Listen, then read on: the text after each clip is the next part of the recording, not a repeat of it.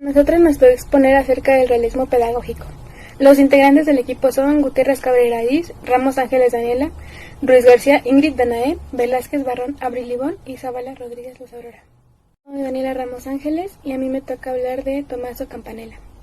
Voy a hablar un poco de su biografía, de su filosofía y de su pedagogía. Bueno, es un filósofo italiano. Él defendía en su máxima obra la sensibilidad universal. De todas sus obras, la que más destaca es de la que voy a estar hablando, que es La Ciudad del Sol, que la escribió en 1602. Este era un proyecto de leyes naturales y quedaba en excluidos la propiedad privada y el individualismo. La filosofía es bastante simple. Él decía que todo tenía sensibilidad. Es de ahí su universalismo mágico. Decía que había tres primabilidades: la potencia, la sapiencia y el amor. Todo tiene un saber innato y después un saber del mundo. Primero se ama a uno mismo y después se ama al mundo. Estas tres primabilidades que expone solo eran perfectas en Dios. En los demás seres, como nosotros, no eran perfectas, pues lo acompañaban otras tres primabilidades, que es el odio, la impotencia y la ignorancia. Su pedagogía. Campanella parecía adelantarse a algunos conceptos de la pedagogía moderna, pues para él la educación tenía dos principios, que es el papel de la sabiduría, que entendía como principal en la perfección general del hombre, y el carácter experimental. Todo el ámbito de la comunicación civil y religiosa no son una parte de ella. Debe ser una perpetua enseñanza para los educadores. El tema que voy a tratar es su obra máxima, que fue La Ciudad del Sol.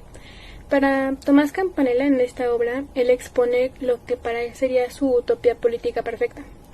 En La Ciudad del Sol vemos una sociedad perfecta que se regía en torno a las leyes naturales.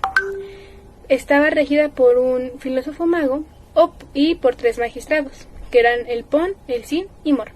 Es potencia, sabiduría y el amor, las tres primariedades, que son de las que hablé hace un momento.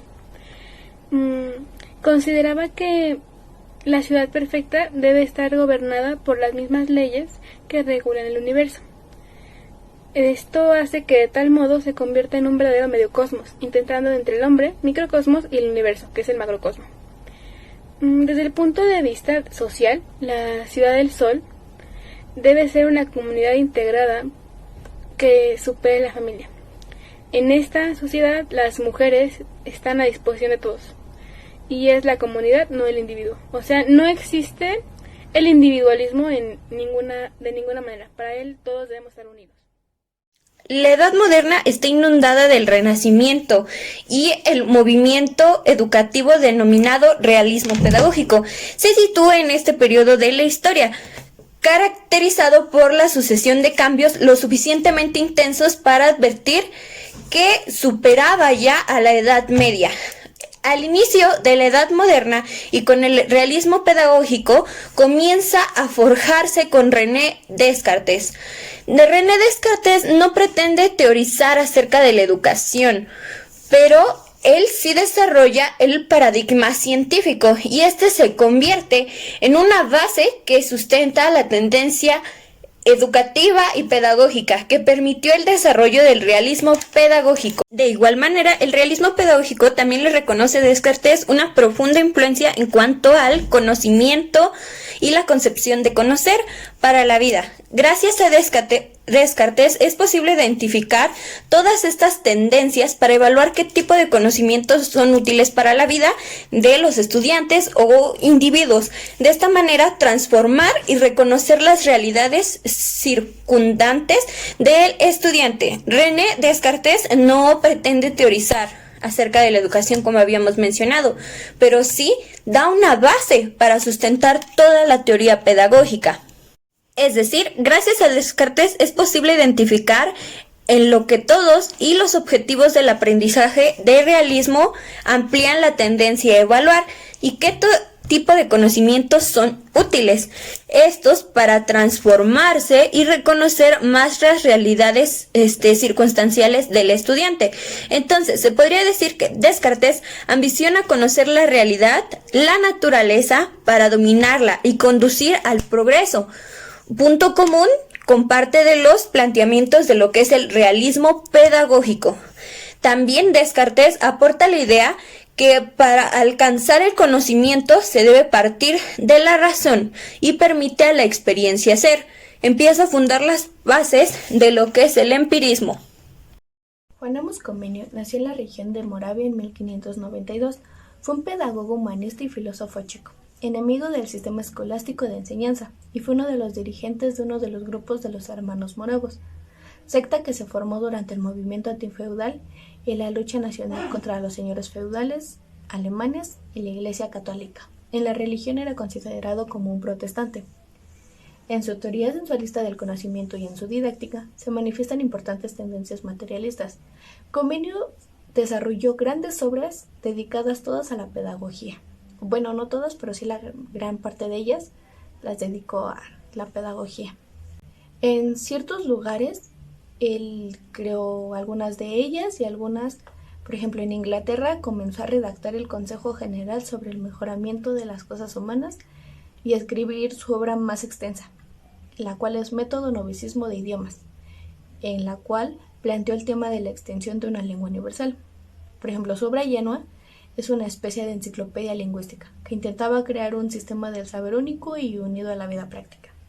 En Hungría dio luz a otra famosa obra suya, Orbis Pictus, El mundo en imágenes, en la que destacó la necesidad de acompañar la teoría en la enseñanza con la práctica. En Ámsterdam publicó su obra Didáctica Magna, en la que desarrolló la idea de la enseñanza universal, que llevaría a la reforma de la sociedad en general.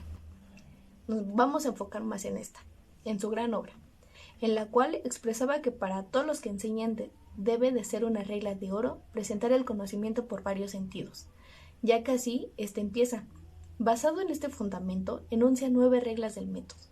Debe enseñarse lo que hay que saber, lo que se enseñe debe enseñarse como cosa presente de uso determinado, lo que se enseñe debe enseñarse directamente sin rodeo alguno, lo que se enseñe debe enseñarse tal y como es, a saber, por todas sus causas. Lo que se ofrece al conocimiento debe presentarse primeramente de un modo general y luego por partes. Debe examinarse todas las partes del objeto, aun las más insignificantes. Por muy mínimas que sean, estas deben de expresarse y conocerse. Las cosas deben de enseñarse sucesivamente en cada tiempo, una sola. Para todo hay un orden. Hay que detenerse en cada cosa hasta comprenderla. No puedes avanzar si aún no lo has comprendido. Diferenciar todas las cosas para obtener un conocimiento claro y evidente de todas. Comenius vega que para todos debe de haber una educación. No importa la clase social, no importa la edad, no importa nada. Debe de aprenderse y educar a los niños o a la edad que tengas, dependiendo, claro, se enfocó en que la educación, como la dividió, tenía que corresponderte dependiendo de la edad que tenías. En una tríada pedagógica menciona el alumno, la educación y los métodos didácticos de aprendizaje o los mecanismos en los cuales podías producir tu aprendizaje. En su método pedagógico tenía como base los procesos naturales del aprendizaje, la inducción, la observación, la razón y los sentidos. Bueno, como mencionábamos, se preocupaba por las diferentes etapas del desarrollo educativo y separaba por edades la educación con el fin de conceder los conocimientos respectivamente a cada edad. Además, intuyó que la única forma de que la educación ofreciera resultados positivos era teniendo en cuenta al alumno, es decir, adaptando la instrucción al niño y no viceversa. La organización de la escuela, según Comenius, en su Didáctica Magna, hace una reforma de la organización escolar. Distingue 4 escuelas muy parecidas a las actuales. La escuela maternal, que llega hasta los 6 años, en ella se debían de enseñar las ciencias. En la escuela elemental, que es equivalente a la primaria y llega de los 6 a los 12 años, y en ella se enseña una instrucción general y de virtudes. Se cultiva la inteligencia, la memoria y la imaginación, y esta debe ser obligatoria. En la escuela latina o gimnasio es de los 12 a los 18 años y sirve para preparar a los alumnos para estudios superiores. Cuando acababan esta rama, en las escuelas realizaban exámenes para ver quién era apto para continuar en la academia. La misma que es de los 18 a los 25 años y es muy parecida a la universidad. En esta el Estado les otorgaba becas. La escuela es basada en una alianza escuela-familia, que imparte conocimientos estandarizados por medio de un libro único, que a través de un método instauraría una nueva forma social esencial en la vida de todo ser humano. Tienen fortalezas como separar por edades la educación, lo que conlleva una correcta.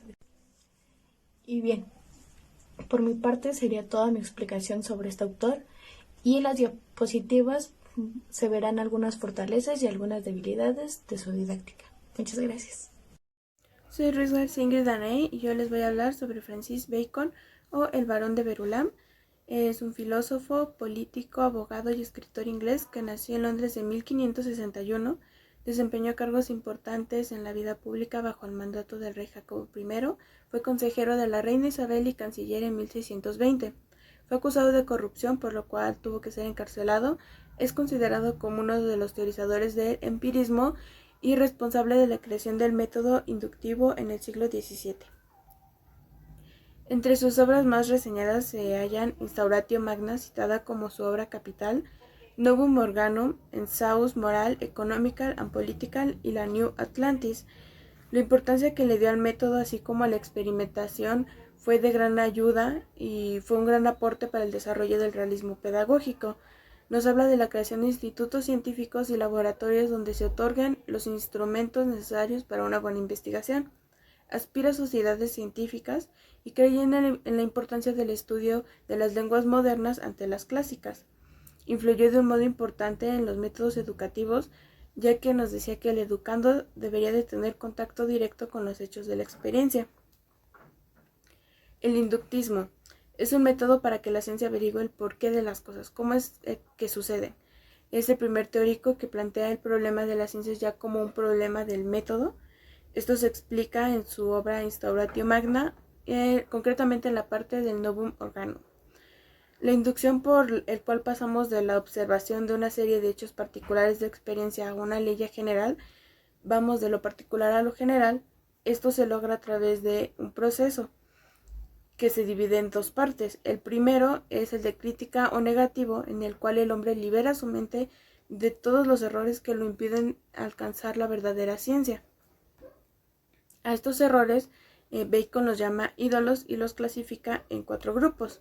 Ídolos de la tribu, que vienen dados por la sociedad o por los grupos; ídolos de la caverna, que son errores intrínsecos de cada persona; ídolos del foro, que son errores en los que caemos como consecuencia del contacto con otras personas o simplemente por el lenguaje que llegamos a utilizar; y por último los ídolos del teatro, que son errores que aceptamos como verdaderos ya que fueron dichos o escritos por personas que en ese tiempo tuvieron mucha autoridad.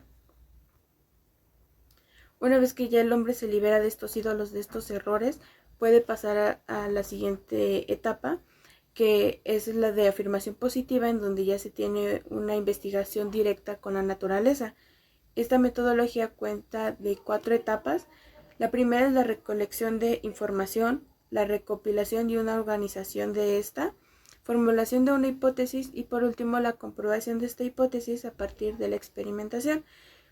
Aquí nos decía que los científicos no podían aceptar explicaciones que no fueran comprobadas por lo que es la observación. El empirismo, doctrina filosófica cuyo esplendor se dio más en los siglos XVII y XVIII y se desarrolló principalmente en Inglaterra. Nos dice que es el uso exclusivo de la experiencia sin la teoría ni el razonamiento. Nos explicaba Bacon que el saber no se nos comunica por medio de los libros antiguos, sino más bien por la inducción, por el conocimiento sensible. Los preceptores más notables del empirismo son Bacon, Hobbes, y sus máximos representantes fue Locke, Berkeley, Hume en Inglaterra y en Francia Canillac. El Novum Organum fue escrito en 1620 y busca establecer las verdaderas reglas a interpretar, además de que intenta reemplazar la lógica de Aristóteles. Bacon establece los orígenes de las fuerzas espirituales del hombre y también le interesa en primera línea lo que es el enriquecimiento cultural. En esta obra se nos redacta o se nos dice lo que es la inducción, los ídolos, estos errores, el proceso que se debe de llevar a cabo para un buen análisis. Por último, el New Atlantis o la Nueva Atlántida es una novela filosófica y utópica, su primera edición en 1626 y publicada en 1627. Aquí Bacon nos describe una tierra mítica llamada Ben-Salem, en donde los habitantes y la sociedad en general se interesan por la ciencia, por la experimentación, la investigación, el análisis, por todo lo que es la inducción. Su finalidad era que el conocimiento y los movimientos de las fuerzas interiores de la naturaleza y el ensanche de las fronteras del dominio humano. Querían que este conocimiento se ampliara totalmente. Estos habitantes tenían un lugar en donde llevaban a cabo estas experimentaciones y se llamaba la Casa de Salomón. En la obra de Bacon, además de encontrar ciencia, también se encuentran gran aportes artísticos en términos literarios y poéticos. Se ampliaban mucho más allá de la ciencia, sino que también necesitaban de esta literatura y de lo artístico. Eso es todo. John Locke es un filósofo inglés, se le considera el más destacado en la teoría filosófica empirista. También se le conoce como padre del liberalismo clásico. Él propone un método propio que se llama tabula rasa. Esta se encuentra vacía de todo tipo de deberes y se van incluyendo a él a través de las futuras experiencias que uno tiene. Estas ideas son plasmadas en la obra Ensayo sobre el entendimiento humano, que fue publicada en 1690. La educación tiene un rol importante en la formación de la personalidad, desarrollo individual y progreso social. Está destinada a los niños de clase aristocrática y media. En cuanto a los niños pobres, estos van a las escuelas de trabajo. Tiene objetivos de formar una mente y un cuerpo sano, en donde se destaca la enseñanza para que asocien las ideas y que ésta se va a llevar a cabo a través de la experiencia. Además dice que no se debe de descuidar ni tu cuerpo, ni tu alimentación, ni los ejercicios físicos, ni la vestimenta y mucho menos el descanso, porque si alguna de estas falta, no se va a llevar a cabo un aprendizaje eficaz. También considera que los niños deben de ser expuestos a cambios climáticos bruscos para que ellos vayan siéndose más fuertes y sus defensas mejoren. Se le debe de enseñar al niño y a la niña a dominar sus impulsos, reprimir sus excesos, además de tomar decisiones considerando que es lo bueno. Además debe de ser responsable en sus actos y aceptar los límites que se le pongan. Estos no deben de ser castigos físicos, sino de firmeza, en donde se le explica al niño por qué se le está dando ese castigo. Además de que no se deben de estar poniendo porque se me dio la gana castigar al niño, sino que el niño debe de comprender qué está haciendo mal y por qué se le está dando ese castigo. Las personas nacen con aptitudes o talentos, pero sin ningún tipo de conocimiento en su mente. Los padres y docentes en virtud son los encargados de formar a personas libres y plenas. Además de que los responsables de la educación deben de ser personas cultas, que tengan los conocimientos adecuados, y estos van a enseñarles a opinar y criticar con respeto, además de motivarlos a aprender con placer. A las mujeres se les restringe la actividad física, pero se les enseñan cosas relacionadas a los labores domésticos. Además de que para John Locke el latín va en tercer lugar. En el primero va la lengua materna y en el segundo el francés.